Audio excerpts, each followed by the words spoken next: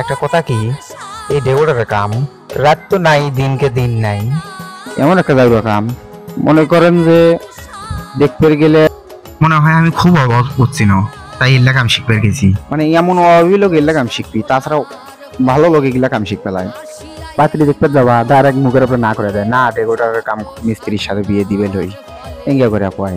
তুই কি করবা ভাই কও, হোক ভাই, কাস্টমার না বুঝলো আমার কষ্ট। আপনারা একটু বোঝেন, আপনারা একটু ভিডিও দেখে একটু লাইক কমেন্ট শেয়ার করেন, তাহলে কেমনে আমরা ছোট ইউজার থেকে বড় ইউজার হবো। আল্লাহ পাশে থাকেন ভাই।